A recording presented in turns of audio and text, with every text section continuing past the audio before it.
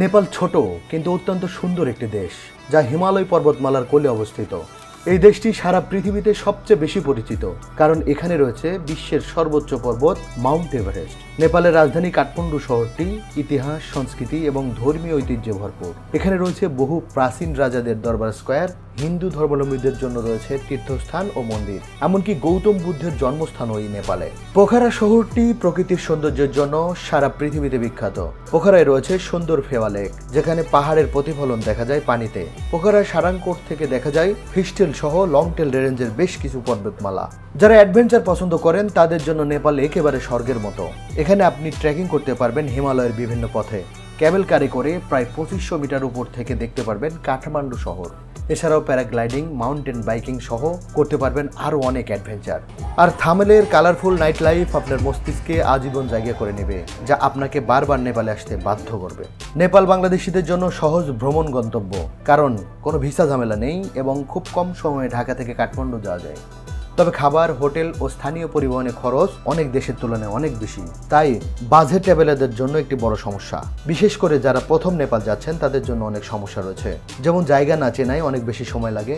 বাংলাদেশে যতটুকু পথ যেতে ট্যাক্সি ভাড়া লাগে 200 টাকা, ততটুকু পথ নেপালে যেতে লাগে 1000 টাকারও বেশি। যারা বাজেট ট্রাভেলার এবং প্রথমবার নেপালে যাচ্ছেন, তারা কিভাবে যাবেন, কোথায় থাকবেন, কোথায় খাবেন, এত প্যারা না নিয়ে আমার মতো একটি ট্রাভেল এজেন্সির সাথে যুক্ত হয়ে যান। সবচেয়ে কম খরচে সুন্দরভাবে নেপাল ঘুরে আসতে পারবেন। বাংলাদেশে অনেক ট্রাভেল এজেন্সি আছে যারা সবকিছু ম্যানেজ করে দেয়, তাতে সময় ও টাকা দুটোই কম লাগে। তবে হ্যাঁ, এক্সপার্ট ট্রাভেল এজেন্সি না হলে প্যারা কিন্তু আরো বেড়ে যাবে।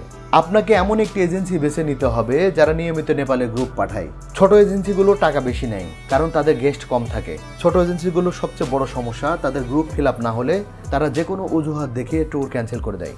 একবার ভাবুন, 2 বা 1 মাস আগে বুকিং করলেন, বসের হাতে পায়ে ধরে ছুটি ম্যানেজ করলেন, খুব এক্সাইটমেন্ট নিয়ে শপিং করলেন, মানি এক্সচেঞ্জ করলেন, দীর্ঘ অপেক্ষার পর আসলো সেই মহেন্দ্রক্ষণ। ঠিক সে সময় আপনার ট্যুর ক্যান্সেল হয়ে গেল, তাহলে কেমন লাগবে একবার ভেবে দেখুন। তাই আপনাকে বড় কোনো এজেন্সির সাথে যুক্ত হতে হবে। তবে এজেন্সি সিলেক্ট করার জন্য আপনি তাদের ফেসবুক পেজ ঘুরে আসতে পারেন, দেখতে পারেন নিয়মিত তাদের গ্রুপ নেপালে যাচ্ছে কিনা। তারপরেও যদি কোনো এজেন্সি সিলেক্ট করতে আপনার কষ্ট হয়, তাহলে আপনি নরিয়া হলিডেজের সাথে যুক্ত হতে পারেন। আমি নিজেই নরিয়া হলিডেজের সাথে গ্রুপ ট্যুর করেছি।